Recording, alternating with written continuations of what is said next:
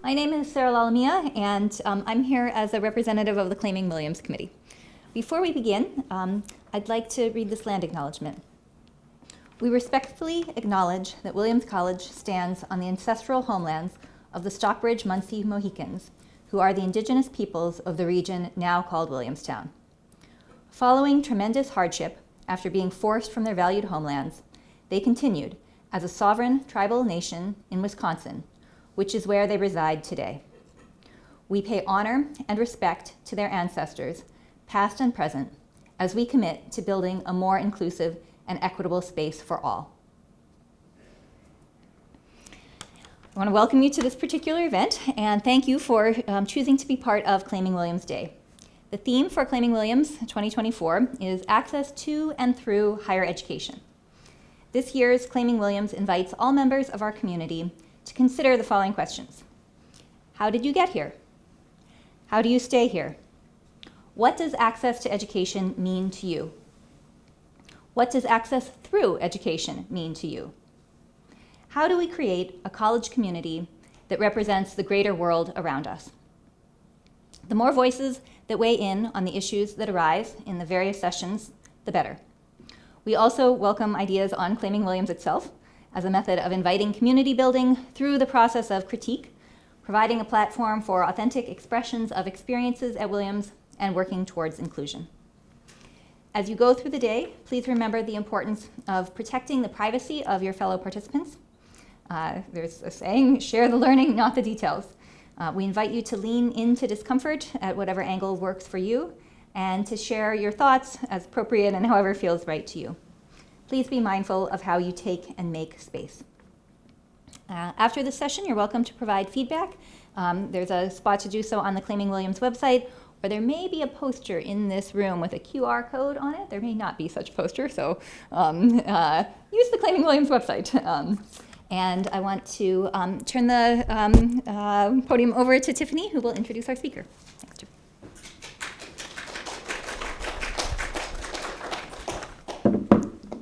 Wonderful. Thank you, Professor Lalumia. Good afternoon, everyone, and welcome to WICMA. Thank you for joining us today. My name is Tiffany. I am a senior student at Williams. I'm also the curatorial engagement here at the museum. It is my pleasure to welcome you all to our Claiming Williams talk by Jen White-Johnson, Amplifying Access and Abolishing Ableism, Designing to Embolden Black Disability Visual Culture. When we were first preparing for this event, the Mellon Curatorial Fellow Nick Leo and I first spoke with Jen, and she mentioned that museums and education institutions too often treat disability justice as a purely logistical conversation, which really stayed with me. By inviting Jen today, we hope to expand possibilities surrounding disability activism within and beyond WICMA and start to think about new and timely conversations and collaborations that could happen as WICMA prepares for its transition into a new building. Jen White-Johnson is a distinguished Afro-Latina activist, artist, designer, and educator whose creative expressions delve into the intersection of content and caregiving. With a profound focus on reshaping ableist visual culture, Jen, an artist-educator grappling with Graves' disease and ADHD, brings a heart-centered and electric approach to disability advocacy. Her invaluable contributions to these movements manifest through powerful and dynamic art and media that simultaneously educate, bridge divergent worlds, and envision a future reflective of her artistic son's experiences. Jen's activism extends to collaborations with notable brands and art spaces, including Coachella, Target, and Adobe, both in print and digital realms. Her photography and design work have gained recognition in esteemed publications such as Art in America, Juxtapost Magazine, and Afropunk, and she has contributed insightful essays to publications like After Universal Design, The Disability Design Revolution, and an anthology of Blackness, The State of Black Design. Notably, Jen's work is permanently archived at the Metropolitan Museum of Art and the National African American Museum of History and Culture in Washington, D.C. Holding an MFA in graphic design from the Maryland Institute College of Art, where she also imparts her knowledge as a current instructor, Jen resides in Baltimore, Maryland with her husband and 11-year-old son. After Jen's talk, we will have time for a Q&A session, so we would love to take any questions you might have at the end. And with that, I am delighted to now turn it over to Jen.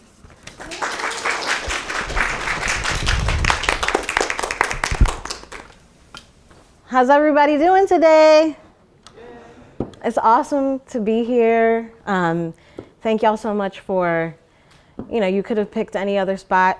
It's a busy day full of, affirmations and solidarity happenings all over campus. So I really appreciate your presence and for your beauty and the glow that y'all are presenting today. It really means so much to me, coming all the way from Baltimore, Maryland.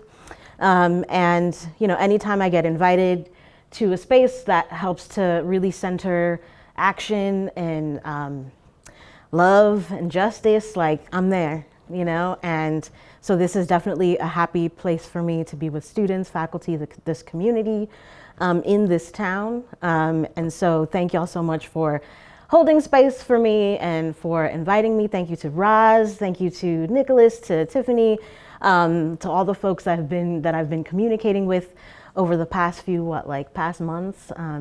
Y'all asked pretty early, so I always appreciate that too. So thank you again for investing in me and for supporting me. It means the world. So this is 8-year-old me, either 7 or 8-year-old me that you see here up on the screen. This is little Jen in Silver Spring, Maryland.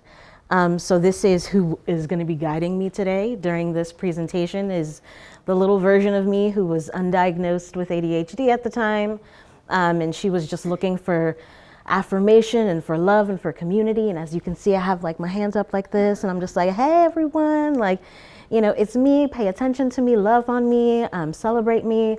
Because, this is 80s and the 90s, were considered the lost generation of people who, were really underdiagnosed when it came to any aspect of disability and neurodivergence. And Roz and I were having a really beautiful conversation over lunch about how, we often are masking our disabilities as women, non-binary folks, and we spend so much time looking for that type of community that sometimes is being discarded because we are, super chatty, or we love to love folks, and we're often viewed as the bad kids or the problem children and the wild child, and when in essence we're just really looking for community and for purpose. So that's who guides me today. And I do identify as having ADHD, also undiagnosed autism, which I'm just now feeling comfortable to just acknowledge and to hold space for. And I'm just so thankful for my 11-year-old son, who was diagnosed when he was 3, for helping me believe in myself. It's just so beautiful to openly say that. And I'm also a mother, I'm also an educator and a designer, and that's like a little oozy smiley face because I'm just full of love and emotion today for everybody. And so what to expect from this artist talk? As I just mentioned, I am neurodivergent, so I'm very hyperverbal. I do tend to speak fast, I fidget, I move around, and I'll try my best to slow down while I'm speaking. And I also have an autoimmune disorder, which makes me kind of overheated at times. So I do have my water up here. And I have chronic fatigue, migraines, and restlessness. And so thank you for holding space for my access needs today. And for those of you who can relate, I see you, I'm with you. This is a safe space, and we will be amplifying disability today as much as we can. And this slide that I have up now specifically amplifies how I never was comfortable talking about my ADHD and disability while I was in art school. I never disclosed throughout my undergraduate career in Baltimore, and as a grad student, I would have these really crazy anxiety attacks, and I was really scared to reach out for help, and so I would mask. And it really became exhausting, and I would wear these masks, and I still wear them at times, dealing with awkwardness and anxiety. So it's always important for me to acknowledge that I am coming from this space. Content warning. I am going to be talking about things like ableism, racism, preterm birth, and there are going to be a lot of bright and bold colors like throughout. So if you need your shades, and I like using a lot of like blues and purples and oranges and yellows and the full spectrum of the rainbow. So if it's a little too much to handle, I'm sorry, but you know, I love a lot of bright colors. And so this is going to be a very joyful presentation because the way that I view disability is from a very celebratory space. So thank you for holding space for all of me today. And so this is a graphic from a really cool space called Sensory Stories. And I redesigned it a little bit to kind of bolden the text a bit. And so this is, and you're encouraged to take pictures during this presentation as well. I encourage it. And so what you see here is basically on average what a typical neurodivergent person is dealing with from their day-to-day existence. So, and as you can see, ADHD and any aspect of like neurodivergency, it really is interactive with aspects of hyperactivity. We're very like sensory seeking. We also have issues with concentrating. We have sensory anxiety. We have issues with like executive functioning. We're hypersensitive to, scents and smells and music and scary things, but we also like love a lot, and we're, affectionate people as well, or at least I am. And then I also deal with like general anxiety disorder. And so on a daily, as I'm navigating through academia, through activism, through social justice, through curating spaces of love and joy, this is what life is like for me. And so it's just really important that there are a ton of folks who are constantly dealing with and grappling with the same intersections of different ways of just existing. And it's important that you understand that nearly 1.3 billion people, or 16% of the world's population, have that are neurodivergent, or they have physical or non-apparent disabilities. And so it's important that you understand that this needs to like inform the way that you communicate with folks, the way that you just acknowledge like the spaces that we're in, because so many people have disabilities. And disabled people are everywhere, like we exist. And I want to be able to hold space for these words by Imani Barbaran, who's an amazing disabled writer and activist. And it's important that as I'm helping to kind of frame like, this definition of disability, that really helps to, frame, my work and the way that I curate, bless you. Disability is a holistic experience, so it must have a holistic definition. Disability is not just a physical diagnosis, but a lived experience in which parameters and barriers are placed upon our lives because of that diagnosis. So make sure that disability isn't always, and Tiffany was saying this earlier, we really shouldn't hold space for, well, let's only talk about disability from from a very clinical, a very kind of cure-based model. We need to be able to acknowledge like the actual intersections and the holistic spaces that we can exist in as disabled folks, or if you're a co-conspirator or an ally.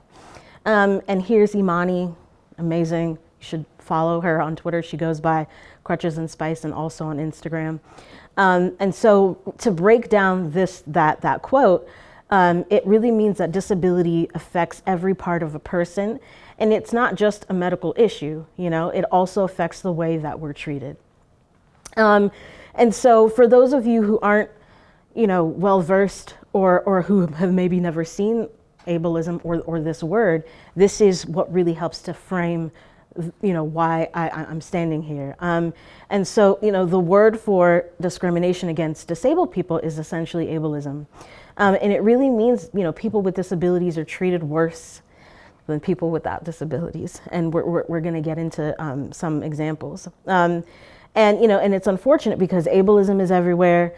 Sometimes disabled people, we internalize it. We compare ourselves to other folks. We're constantly really having to again, mask our disabilities. We're having to comply. We're having to, show up in different spaces as, our inauthentic selves.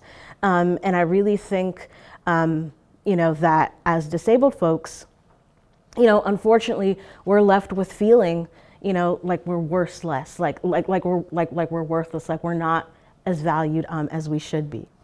And that can really be said for women, for especially Black folks of color. And, we're not really on the radar for being diagnosed with ADHD, or we're often underdiagnosed. And this really leads to many late diagnoses. Like a lot of people during the pandemic were, really deciding to be really honest about their own neurodivergence and about, having some really thoughtful conversations about, I should really, be assessed.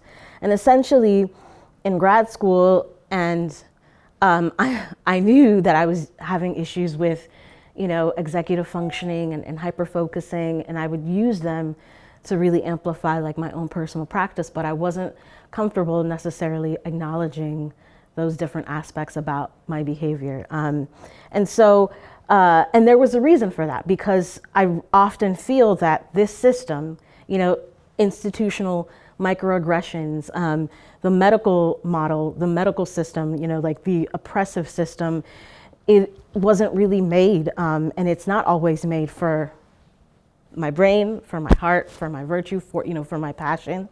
And when it comes to, really holding space for, well, how is oppression in itself going to inform my ability to seek after that radical joy? But there's also this aspect of softness too, because being Black and brown and being disabled, we're instantly viewed as this threat, right? And we have to really be careful with the certain levels of celebratory conversations that we have when we really want to amplify who we are as disabled people, as educators, as artists. And so this is a digital collage of me with like this furry kind of like fuzzy like mask, and like my eyes are like exuding like this three-dimensional kind of like fun puffy like rainbow, and in essence like this mask and this graphic make no sense, right? It's like crazy and it's like quirky, but in essence like this is what to me what being radical is, but also being soft. And it's like, like, hey, like don't take advantage of my cutesiness or my quirkiness, because there really is this inner warrior inside. So just be careful, So like the radical and the softness, they intersect. So this was just like an art piece of me just trying to kind of grapple with what that visual aspect could be. And it's really important to be able to like examine these conversations, because there's really no such thing as a single issue struggle, and Audre Lorde says this, and Audre, a lot of people forget that Audre Lorde was dealing with, she was a cancer survivor, and she also, chose to get, a mastectomy in terms of just, having a different cyborg body, and she didn't want to have like reconstructive surgery after she lost, a breast. And she's like, no, like I want for folks to embrace this new version of myself, this new version of myself that I love and that I want to celebrate. And I really loved how, she really helped to, embody the conversation on disability joy and being able to write about it, being able to hold space for intersectionality, because we don't live single issue lives, so there is no single issue struggle. And in terms of, the war on Black disabled women, like this statistic is really important. So Black disabled women and girls experience economic insecurity at higher rates. So that means that, if we're not in the university system, we're dealing with job loss, sub-minimum wages, like it's still legal to pay disabled people below the sub-minimum wage, as low as $2.13 per hour.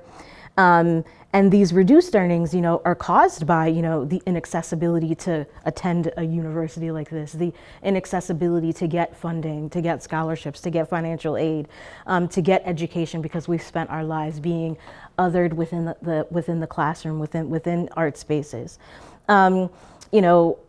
We're denied skills development and a host of other challenges.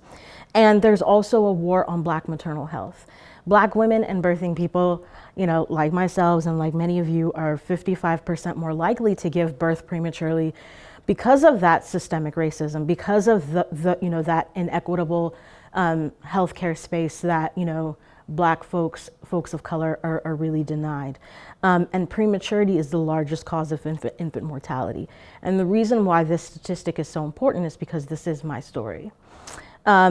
So the picture that you see up here is a photograph of me in 2012, right after I had an emergency C-section, and my son was literally like brought into this world. And I had preeclampsia. And preeclampsia is the leading cause of maternal death among Black women. Black women are 5 times more likely to die from pregnancy-related disorders than white women. And I was teaching full time. I was, showing up for my students. We were, staging, protests on campus. We were, designing, zines that really helped to amplify justice and just Black life, especially since I was teaching at an HBCU in Maryland.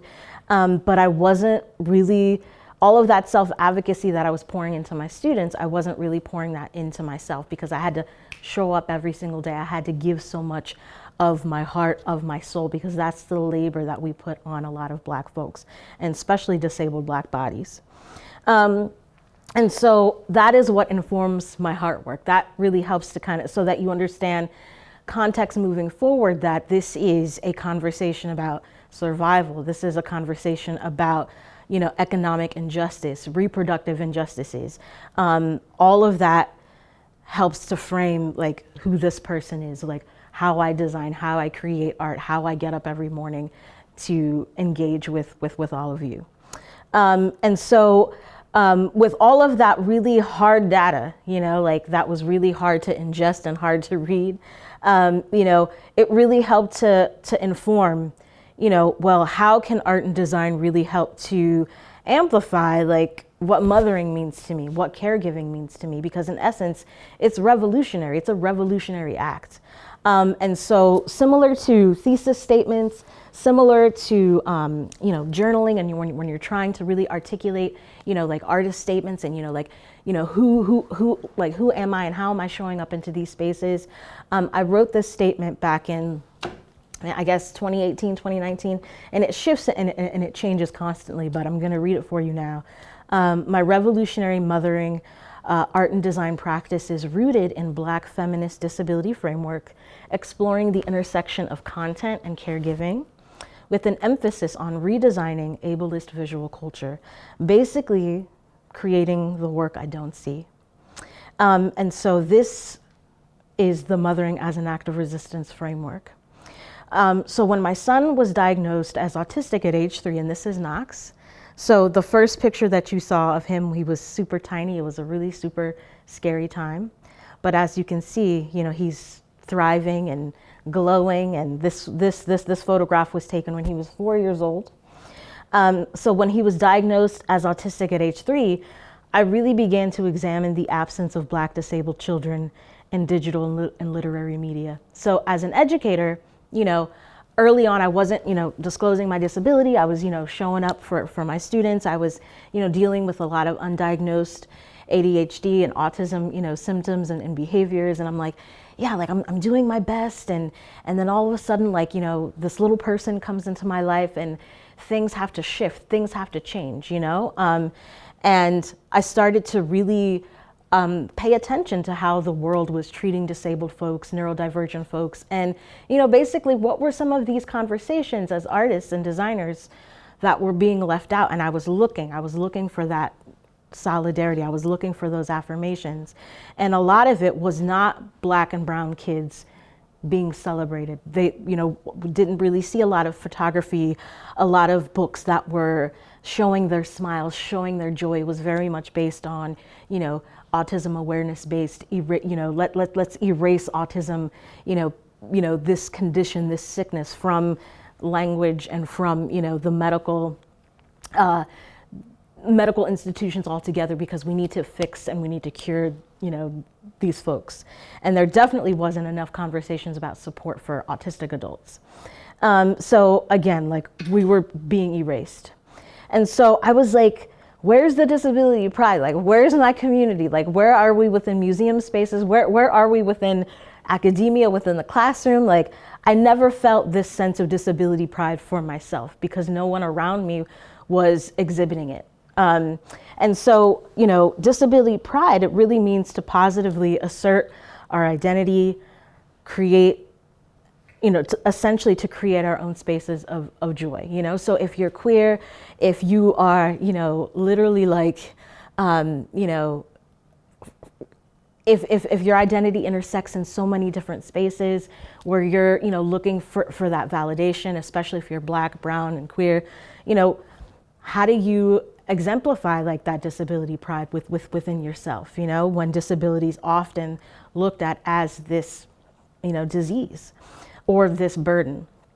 And so I began to unapologetically advocate for appropriate accommodations inside and outside institutions and communities. I knew that art and design really needed to help solve this for me.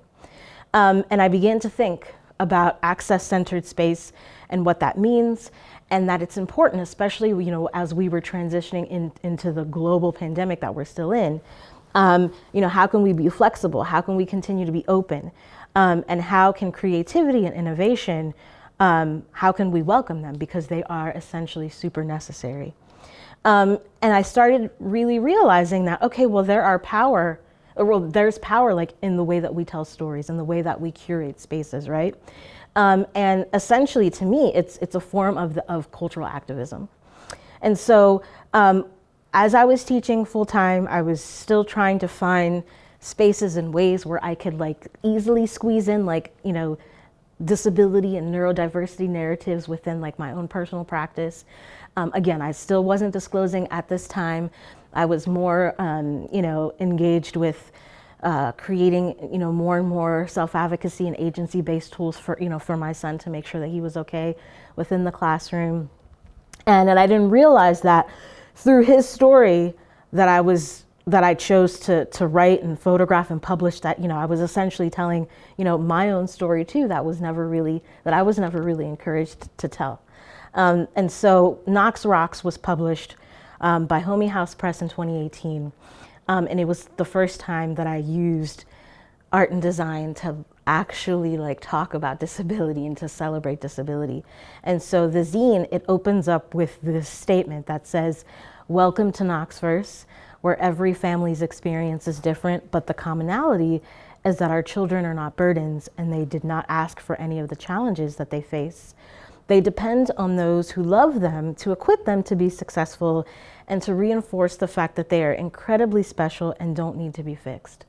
And this was really early on in Knox's autism journey, in my own neurodivergent parenting journey, that I was, writing like this because I knew that I didn't want to get stuck in that stigma of, well, we need to cure our family or else we're not going to make it. But in essence, it's like, no, like the world itself needs to be cured of racism, of ableism, of so many aspects of oppression that they put on the disabled community, especially artists. And so I started taking pictures of Knox within art spaces because I wanted to be able to examine how, and I think, Nicholas, we were talking about this last night.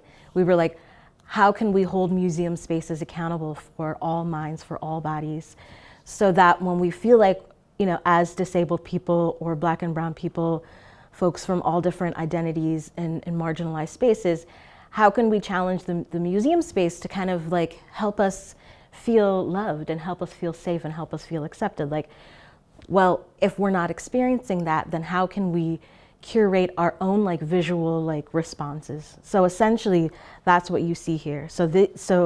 This is at the Baltimore Museum of Art, one of our favorite museums that we always go to, and they have like free programming for families, and of course there are like these open spaces, and you know, Knox is just kind of running around within the museum, kind of just responding to, you know, the art and the illustrations and the sculptures that he's not allowed to touch, and he's not allowed to, you know, immerse, and he's not allowed to, you know, feel, or there's no aspect of like sensory amplification that he can engage with.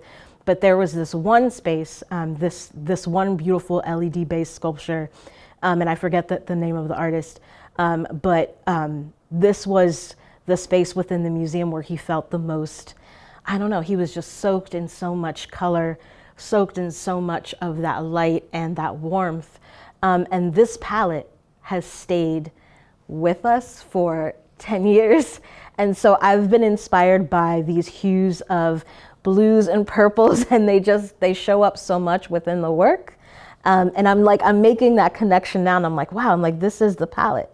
So what you see that's projected on the walls, obviously that's photoshopped. It wasn't a part of that space. Like I had to like inject my own, you know, like my own visual creative reaction to what we were sensing within this space, right? So I was like kind of reimagining what this like color-filled soak space, like what it meant. And so ultimately, you know, I chose to kind of play around with language that says we are not defined by the things that we cannot do.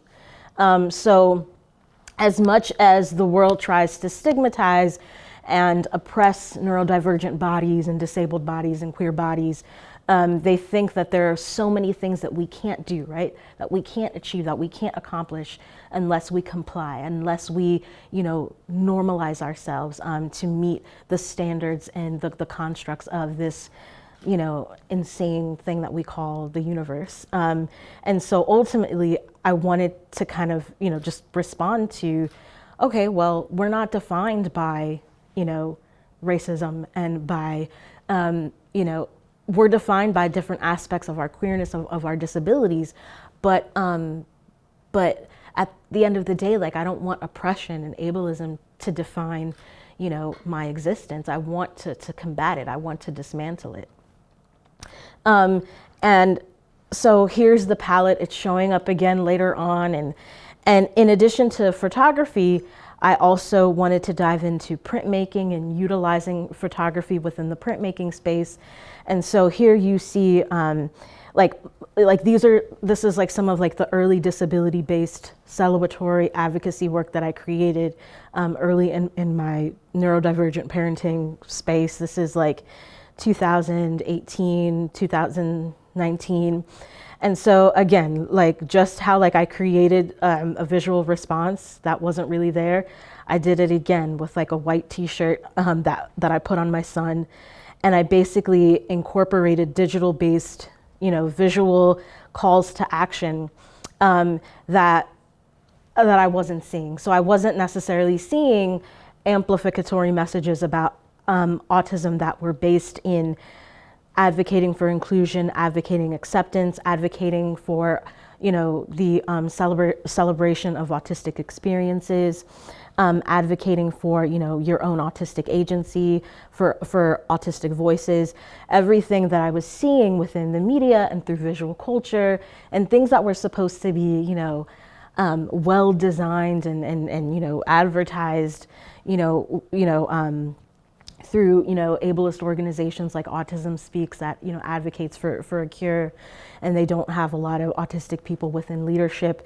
I necessarily wasn't seeing these messages. So I was like, okay, like I have to basically curate these visual responses myself so that my son can actually feel like the world that you know I'm building is essentially like the world, bless you, the world that so essentially like, and that's what you're doing here, right? Like you're helping to kind of build these worlds that you don't see, instead of waiting for someone else because you know someone isn't going to do it.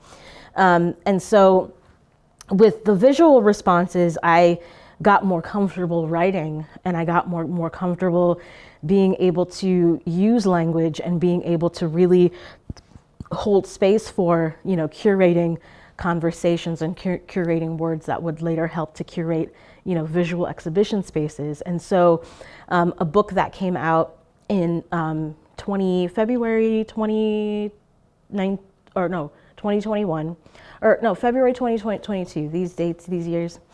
I'm like, when you're writing and you're publishing, everything just like runs on a full stream. And so a lot of the writings that I use for like journals or maybe conversations that I have, I will often curate them so that I can submit them to open contributor calls. And so the book, The Black Experience in Design, this is edited by like 5 amazing Black designers. They really wanted to hold space for the Black experience, specifically in how design influences like our identity, the way that we express, and the way that we reflect, right? So I was like really intimidated because this was like one of the first academic-based publications that I contributed to. And it was like the review process was like extensive. I mean, this book took like 2 years to be published. That's why I was approached to write the essay in 2020, and then the book didn't even come out until February 2022, which is why like I got completely like sidetracked in terms of the book and the year. But it was beautiful because when I submitted this essay, I was like, this is my opportunity to be really, really, really vocal and apologetic about using the word disability, making sure that it intersects with the word Black, and making sure that folks are going to hold space for, the Black Anti-Ableist Diary, a tribute to my Black disabled son from a Black disabled mother. So curating visual spaces within museums, curating words, continuing to write, so you see like he's getting bigger, he's older, he's like thriving, he's like full of joy and happiness. And it's just like, because we're helping to kind of build, yeah. It's just, I just had to hold space for that little man that I miss.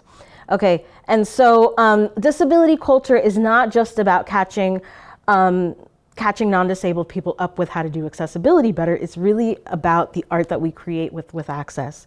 So in addition to reimagining museum spaces, reimagining like curatorial writing and publishing to kind of hold space for more celebratory conversations on disability, zine making, a very democratic way of being able to write about art and design, has become a space where I just love, and specifically helping to kind of engage other families, other students with conversations about disability joy and about access, like access is love, like access joy, like accessibility is more than what we were talking about earlier, like a logistical response to, well, you're a disabled body, so we're gonna make sure that you're just here and that we have the captions on, and we're gonna make sure that there's an ASL interpreter.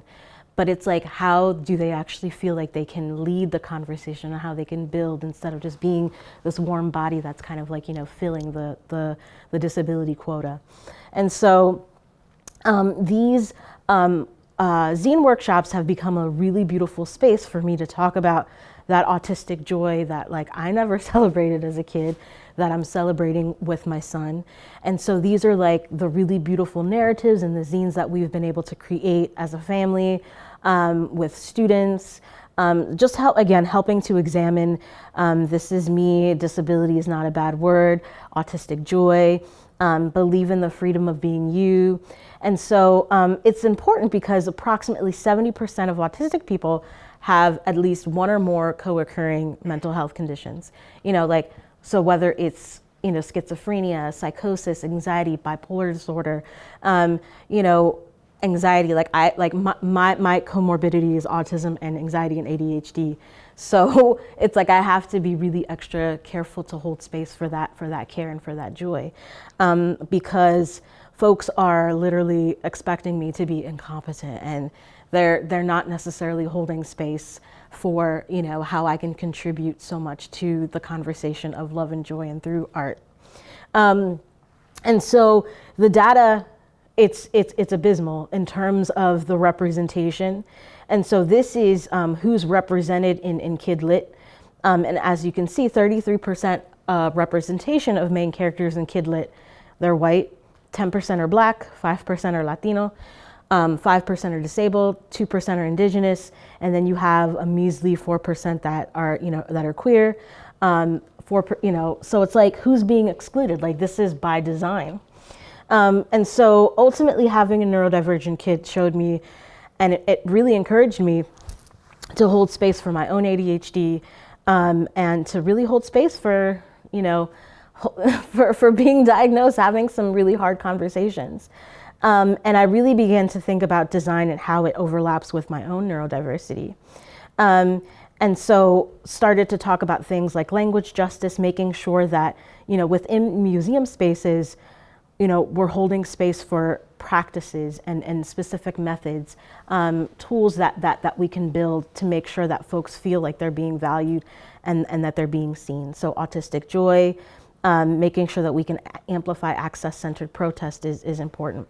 So these are just visual graphics, wheat pasting words, wheat pasting calls to action. So this is like curating like outside street spaces, making sure that we hold space for unsiloed restorative approaches, radical pedagogy, disability design, and transformative justice. And so I essentially began to kind of create like my own pedagogical like methods. And so that led me to teach a class, after teaching full-time at Bowie State University for 10, 11, 12 years, again, time is a construct, I was asked to go to the University of Minnesota in the College of Design to teach a disability, racism, and the intersections of design justice. And I began to finally like curate spaces of disability joy on just purposefully within like the academic space with majority neurodivergent students. And so this is us hanging out, making zines, building illustrations on disability based data. And again, this is at the Weizmann Museum of Art in Minneapolis. So this was a really beautiful opportunity to collaborate with a museum space to bring students in to kind of lead the conversations on disability joy. So this was beautiful. So after making zines for the entire semester with a majority disabled, class, we were able to lead the community in a zine making workshop, and these are some of the zines that were made. Yes, yes, yes, yes. Disabled people are sexy. So this is a really beautiful zine that was created by Alex Wesson about the inaccessibility that the campus space provides. So this is beautiful. So accessibility is an art form, and so my last few slides are dedicated. This is going good though. Yeah, 5 minutes. Okay. At Bowling Green State University, so another university, just like this, was able to hold space. And this show was actually curated by a graphic design professor, Andrea Cardinal, a really beautiful friend who's also multiply disabled and neurodivergent, decided to curate a show that's called Destroy the Gap, Design and Art to Eliminate the Gap Between What's Possible and What's Expected for Disability Representation. And so this was at Bowling Green State University.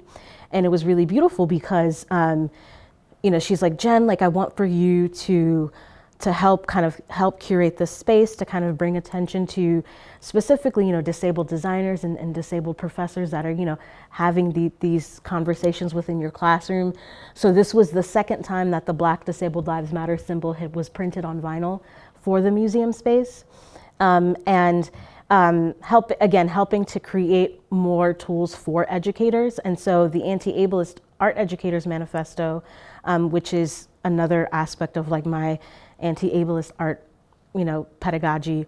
It was wheat pasted and hung up within the museum space at Bowling Green State. And I showed up to the campus for a conference, and the exhibition was happening at the same time. And and this was there, literally. And I flipped out. I was like, oh my gosh, you took the manifesto and you plastered it all over the wall. And it was just so beautiful and inspiring to see. And it was created in both English and Spanish. And so society, it really presents many obstacles, stigma, shame, and inaccessibility, ableism. you know, but to proudly identify as disabled, you know, frequently non-disabled people are constantly infantilized, and, you know, they essentially want to strip us of that personal dignity and autonomy, which means that we have to be even more willing and vulnerable to show up in museum spaces.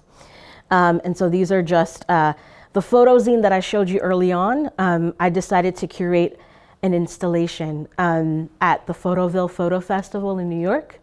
And it was the first time that I was able to take the photographs from the Knox Rock zine and to really just make it come to life. And that was really always my dream, to take, you know, zine making, to take like that really beautiful storytelling element of cultural, you know, amplification, and to allow people to be really immersed in it. And so this was an open call for photographers to submit a proposal to create a photo-based installation.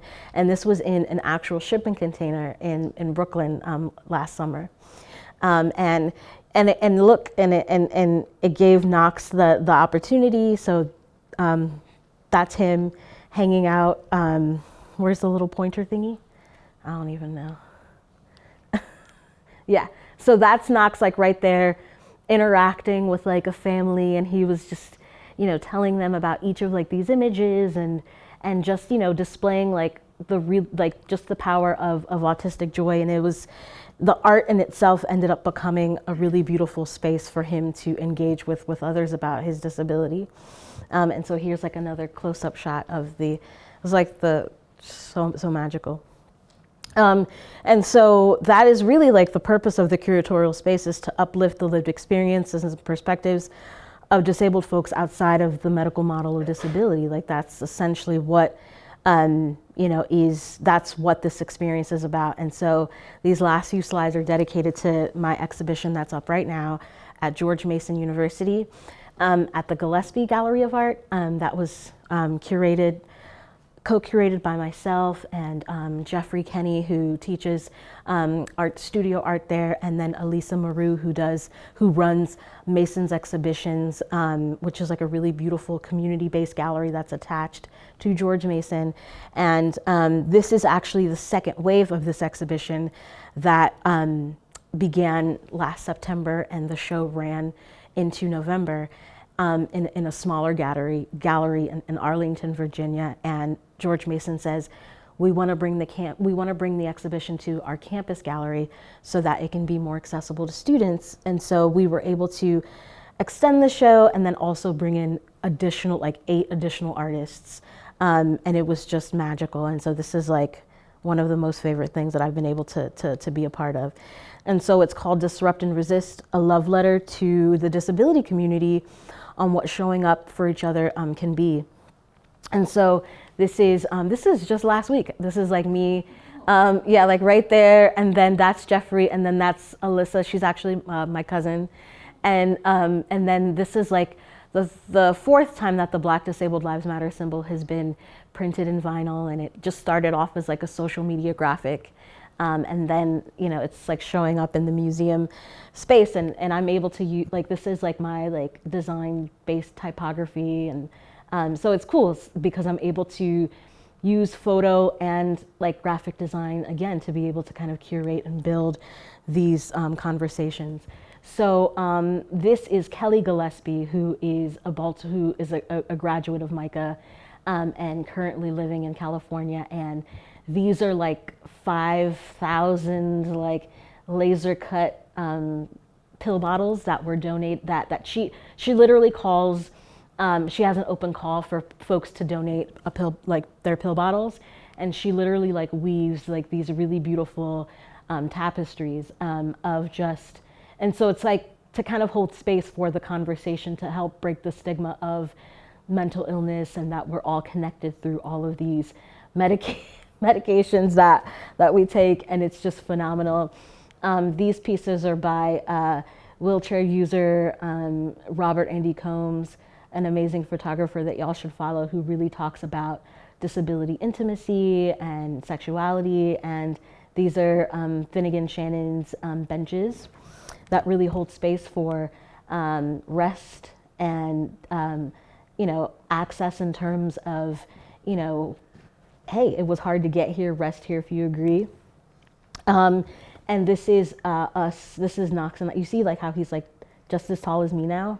It's pretty crazy. And so it's beautiful. So this was us in September at the first run of the exhibition, and this is just the description of the website, or the description about the exhibition from the website.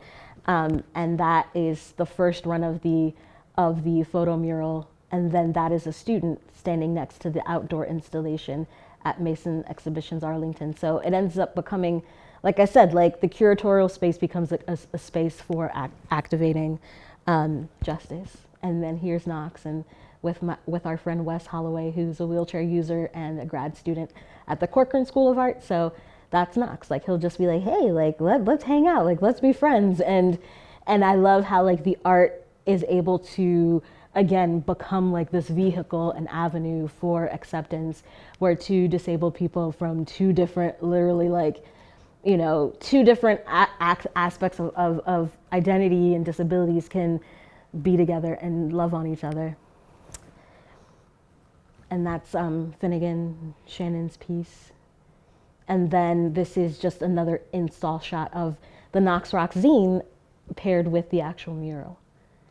So, and this is Sky Kukakoop's work. So rebirth garments, conversations on queer fashion, non-binary fashion.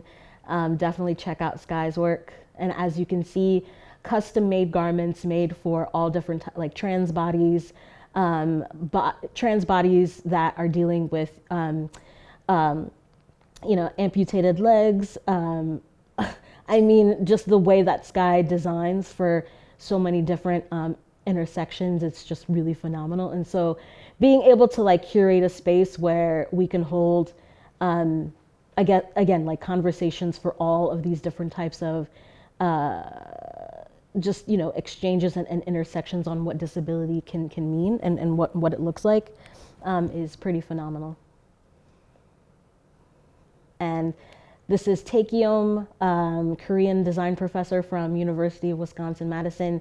And so he creates these really beautiful 3D embossed Braille-based sculptures where you can literally run paper through, and the embossers will emboss Braille on the actual sculpture. Like I don't have video, but like you can literally feed the paper through the embossers, and they create messages of love, like just using Braille. So it's phenomenal. So our differences should embolden us, you know, not hold us back, or we shouldn't have to overcome our differences, as you often hear within oppressive ableist language. And so just remember that it's important that we show up, you know. Our talents are secondary. We really just need to you know, take up space in places where we can manifest care and radical joy. Thank you so much. I got through it.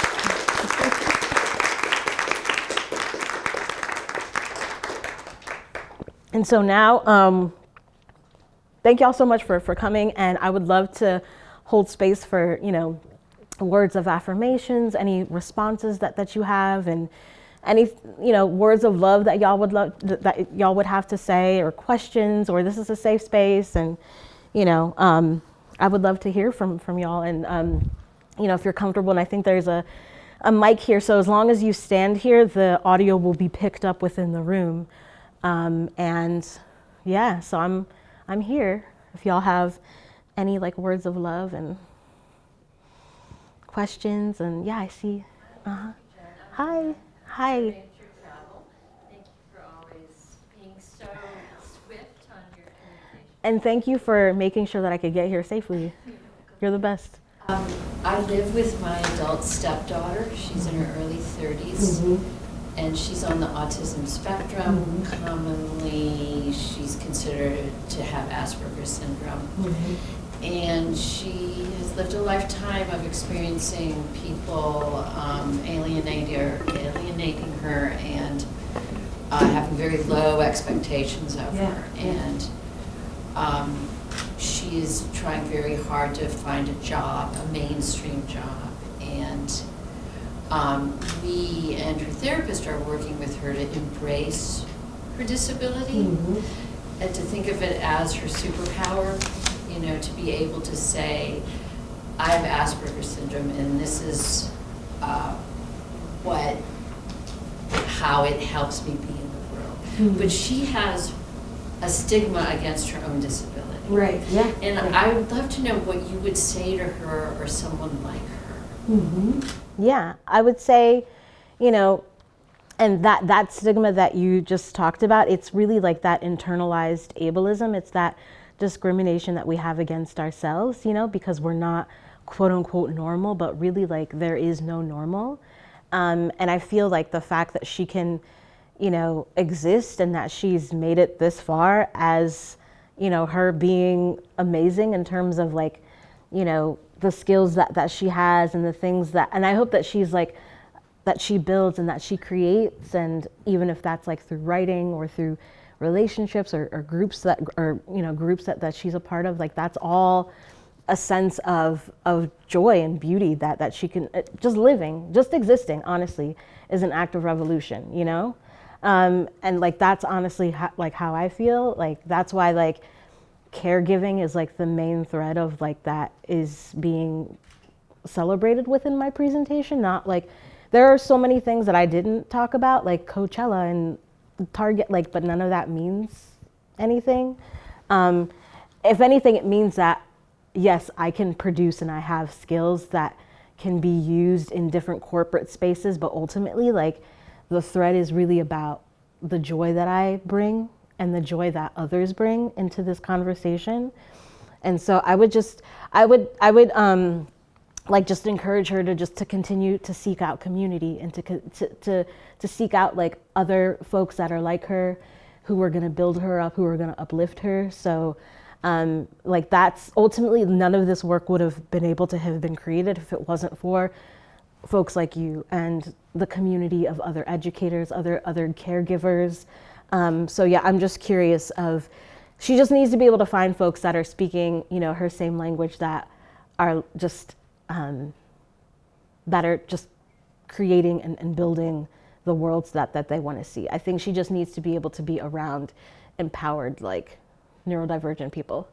And definitely like the autistic non-binary women's network is like a really great space that's led by Lydia Brown, and the Autistic Self-Advocacy Network that's based in DC is also, they have like galas and workshops and student advocacy organizations, and so they have a lot of resources that will help, and virtual events that she can attend. And I think, yeah, so it's like, she just needs to be able to find her community of people that are gonna lift her out of that space of, you know, of sadness, because like she has a community that's out there that's waiting for her. Yeah, I hope that helps. Yeah. And I'm happy, you can always put her, you have my email, so you can just have her reach out to me, and all of those links that or all of those folks that I just mentioned, I'd be like, hey, like, can we be friends? And I'll just send her like a whole bunch of stuff. You're welcome. Thank you for sharing that. Anyone else? Uh-huh. Hi. Hi there. I just wanted to say that thank you so much for coming. And Thank you when for having me. saw the pictures of your son and your art, it filled me up with so much joy and love. So thank you for sharing that. I have a question surrounding using correct terminology. I worked at a school where I was working with students with, they would use learning differences or neurological differences. Mm-hmm. And I'm just like never sure the right word to say, or I've been told like, oh, disability can be like offensive, mm-hmm. and mm-hmm. I'm just curious, what's your take on the term? Yeah, no, and it's definitely something that comes up, and I've been asked the same thing, and I've been able, and I'm just gonna go back to a slide where you can see like where one of my students used like disabled people are sexy. And so I feel like it's really up to disabled folks to continue to like, you know, reclaim like that stigma. So you may hear like another term that a lot of people use are like, you know, crip joy and like crip culture, and because they're literally like reclaiming and making sure that they can be, you know, in charge of like what the overall dynamic and vernacular of what that word means. And I feel like anything that's being used, it's like essentially, right, like trying to replace, like you can just say different, you can just say disabled, right? Because oftentimes it's like differently abled, or like you said, like, you know, learning differences, or like neurological differences actually isn't that bad, because at least it's like cognitive, like, so yeah, like, so some people will say cognitive differences or cognitive disabilities or developmental disabilities, which I still feel like is fine. But you can also, like, you know, the word disability itself it's in policy, like it's in law, like it's within the American Disabilities Act, it's within, like, you know, the IDEA, like, you know, the Individual Disabilities Education Act. Like, so how can you say that a word that is written into policy is bad, or that it shouldn't be declared and said and claimed, you know? So that's what I would tell them. I would say, well, you know, like, there's policy that's being written about that's being written about disability. So why can't I acknowledge that disabled people exist? Especially if it's like 1.5 billion of the world's population. Like, that was like one of the first statistics that I popped up. So I feel like there are so many people, like you said, that they're trying to root it under so much stigma. And so I just feel like it's really up to us and disabled folks to continue to like use that word to empower ourselves, because we didn't create that stigma or that shame. Like, you know, ableism did, you know, like, you know, compliance culture like did. So yeah, I would just point them to the art, point them to conversations that disabled people have had, that are actually incorporating like the word like within the joy that they're building. But it's definitely something that you're going to continue to deal with. Yeah. But you can say disability. Yeah. You're welcome. And thank you for your question and for your words of affirmation. And I see you. Mm-hmm. I appreciate it. This has been a wonderful presentation. Thank you so much for That means sharing a your lot. Thank talent you so and gift much. with us. I really appreciate it. One of the things that really resonated was your first picture of showing your authentic self. Children tend to show their authentic selves. Which one? The very first one, when, you know, you got the Oh, hand me? up, you know, that's, you know, essentially you. And Sorry trying if that's to flickering. Yeah. Sorry if that's like really bad. and trying to maintain that level of creativity and joy and space and community, and being able to nurture gifts and talents around even what people don't sometimes understand. Yes. So I think about African American children Yes. in the school system Yes. where Yes. there's a very fraught journey at special education Yes. and these places Yes. in which Yes. you're trying to find support in sometimes a very, not so supportive structure. Trying to show creativity in places where there's always going to be that resistance there. How do you find either those places for your son or your experiences helping other African American families? Because I'm kind of moving toward that with my own daughter. Trying to create those safe spaces, even particularly in the African American community sometimes, that still has to learn how to embrace, you know, how to create that safe space when they're negotiating a lot of these different types of intersectionality. Totally. I love that question. And yeah, because I had like limited time, and like that was like 90 something slides, by the way, y'all, like that I went through. So it would have been like 200 if I had like, because I have like work and tools that are like guided towards exactly what you just said. So something that I had to create when my son was in pre-K was an advocate zine, and I call it the advocazine.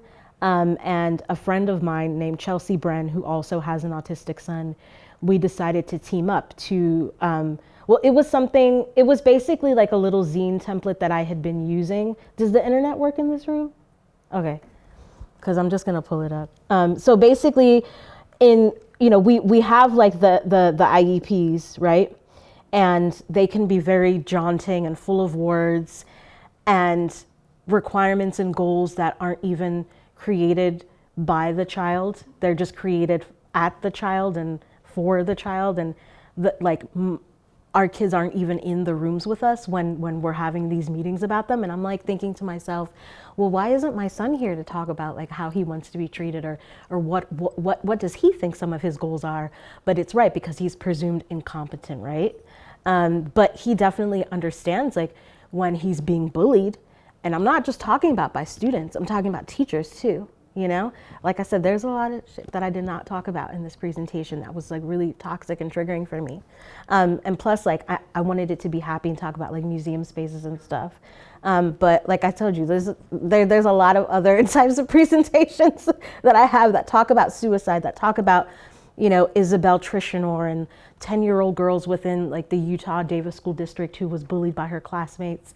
And she, you know, like she's no longer with us because her life is gone, because I don't want to say she committed suicide, but unfortunately the bulliness and the heaviness of the situation, you know, like she's not here any longer, and she was only 10. So how do I like exit out of this to like pull up the advocacy, the website? Hey, you keep talking. Yeah. So basically what I had to create was like we essentially hacked the IEP, and we decided to create our own like visual tool guide. Yeah, there it is. Yeah, right there. And so now we just need to be able to project it on the screen now. Got it. Awesome. And so thank you, Roz. I love you. And so essentially, like, so what we began to create was, all right, so in addition to the IEP, what are ways where Knox can feel like he has agency within? So essentially, again, this is like curating like outside of the traditional museum space, but basically curatorial practice in terms of curating community-based tools, like, because that is what justice is about, right? Like that's the overall goal of Claiming Williams. And so I started making these when he was in pre-K, and this is like his 4th grade zine. And so this is like a downloadable like digital template. And so essentially you can go to the website, you can print it out, you can fill it out digitally, you can like type in your responses, or like your little baby could like actually like write out his responses. So he wasn't writing and comprehending language until he was probably like 8 or 9, like where he could actually really like understand what he was writing. So what this says is, I hope this little book helps you to get to know me. It's almost kind of like a contract that he has been able to create between the school counselor, the assistant principal, his teachers, his special educator, and his friends, so he can make as many copies as he wants. And of course, what you see here is, you know, I'm good, I'm kind, I'm friendly, things I love, like avocado, marbles, objects, locomotives, Thomas the Train, and all these fun little things. So essentially, he's like, these are my dislikes, and these are my, you know, these are my challenges. And so like we create multiple copies. And so that's him like filling it out. And so there's space on there where he can actually state like, here are ways that you can support me. So ways that I help myself, like rocking, singing, fidgets, you know, other things that can help me, like taking deep breaths, sensory breaks, routines, repeated instructions. And there's also another page that talks about like, you know, where it's like things that I don't like, mean people, being bullied, you know, being like made fun of. And so these are all of the different variations in the versions that we've been creating. His entire, like he's actually about to go to middle school. So we've been creating these like since he was, like I said, like in pre-K. So those were the things that I just had to kind of curate and create like myself to like you said, to curate like what a safe space could mean. And so because they ended up getting some really beautiful support and attention, I decided to create a website where you can actually access the template. And so far, like the Color of Autism has licensed this, and then the Learning Spring School in New York we've been able to create some really cool school organization licenses so that they can actually take this and print it and use it like in the classroom and with their parents as as a resource. So that's this, like I said, this is just one avenue, like one strategy so essentially this was like a design project that I decided to create outside of, because I still try to work on stuff like I'm in design school, I try to give myself like little projects to be like, how can I actually build something like really cool to see if it actually works. And that's what curators do. Like we just kind of have to build those worlds that we want to see. We have to build like those systems of support and those tools. That's just who we are as makers. And to me, like this is what curating is. It's like, so how can I take culture work and create an actionable item? And so essentially like we are holding people accountable to, it's like, here's the safe space that we've created. Here's an actual piece of paper that a kid can give to his educators to say, what are you gonna do for me? Like, I don't like to be bullied and this is a contract with my name on it and you have to honor it. So essentially like that's kind of like how I look at, how I look at this exchange. So I hope that kind of answers your question. And in addition, we actually have like zine workshops where we build these together, like where families and teachers, where we can come together and build these and where we can design them together. So with the Autism Society that they have, like National Autism Organization, they have, local chapters. And so in Baltimore, I'll end up doing so many really cool little like social events with families, and then we'll do like zine workshops together where we'll have conversations about bullying, about autistic joy, like non-academic conversations too. So yeah. So like I said, the presentation just would have been so long if I had included all of this, but I hope that helps. I hope that answers your question. But thank you. That was an excellent question. But yeah, wherever I go, there's always a conversation of, okay, so like, let's see like some advocacy-based tools. And I'm like, I got them. Any other questions? These are all great. Y'all are amazing in terms of what you're asking. And the Anti-Ableist Art Educators Manifesto is also free for download. You just go to my website, and I've had a lot of professors and teachers just, here's like the Google Drive link, and you can just download this and print it in your classrooms and print it on different colored paper. And so this is just, like, again, like principles to live by when you are like, okay, well, how do I be an anti-ableist, within the educational space, working with students, and like I said, this is framed more for like K through 12, but like I've had college professors like print this out, and I'm also developing like another little zine that's like inspired by each of these principles as well. Yeah, I saw like someone else's hand down here, I'm not sure. My question just got asked. Okay, good, okay. But I wanted to add as well, the love that you have and expressing for your son is so powerful and made me really emotional. Thank you so much. Thank you, yeah. No, I really appreciate it. That's the whole point of all this, is for y'all to realize that, we neurodivergent parents exist and we do love our kids. Like, we're not like in the business of curating.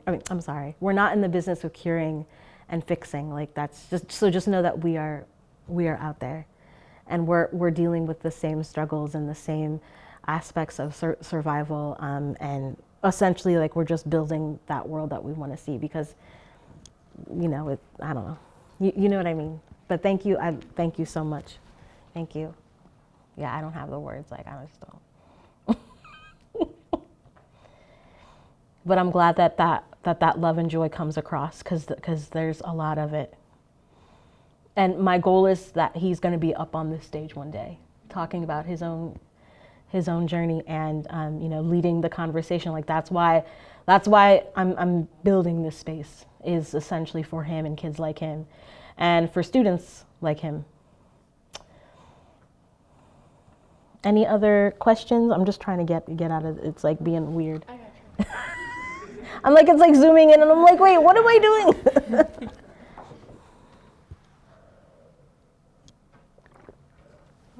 So we mostly have like students and faculty and staff in the room, and that's who's here today. That's awesome.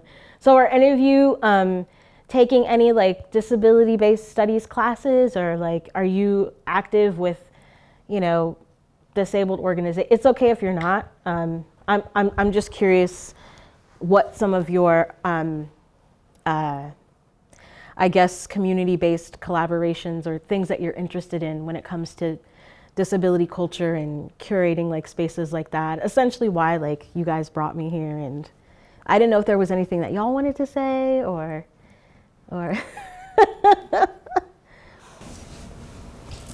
I'm in a class right now on reading disability justice in the Latinx media. Yes. Yeah, we had one class. I'm very excited, but I'm really interested in this idea of like with Black disability politics, like Beautiful. reading it into text Yes. media where it might not be delivered, or it might not be read as like white disability politics like we might know Right. it.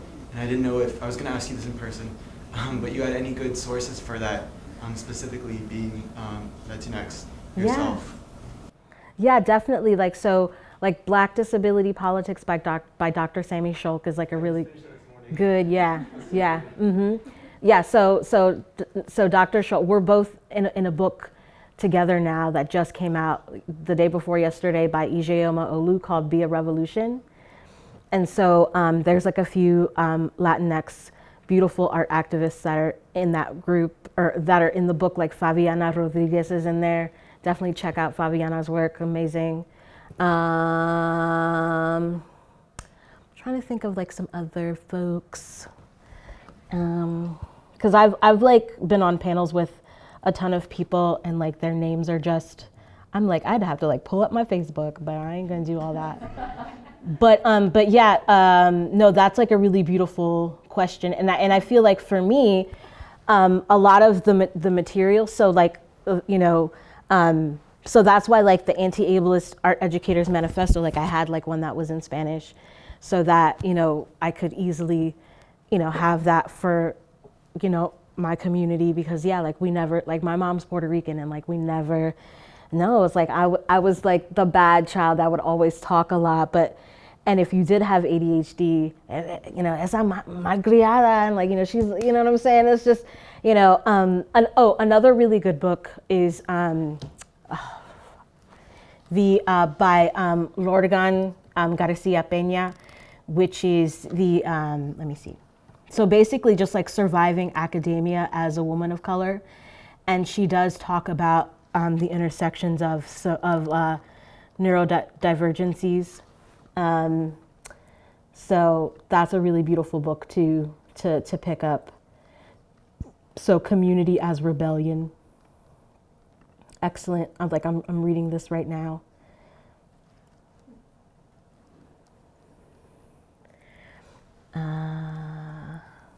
And then I know y'all are probably talking about like disability critical race theory. And so there are a lot of like Latinx authors that you can pick up just within that whole like framework as well.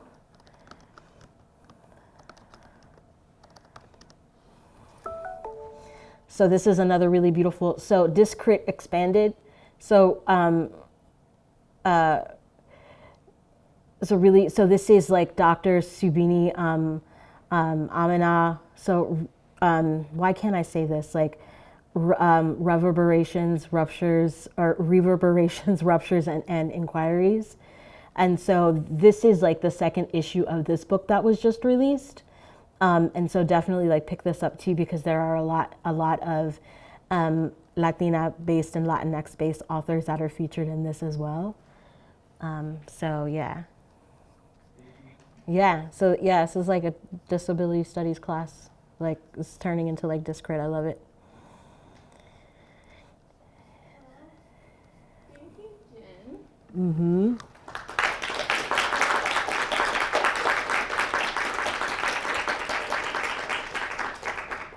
And then also pick up Crip Authorship Disabilities Method, edited by Mara Mills and Rebecca Sanchez. Like, pick that one up too. It's really good. Cool. I mean, you might, like I said, like your class just started, so these may already be on the syllabus. But ask your professor if they know about these. Yeah. Cool. Thank you all so much. This was awesome.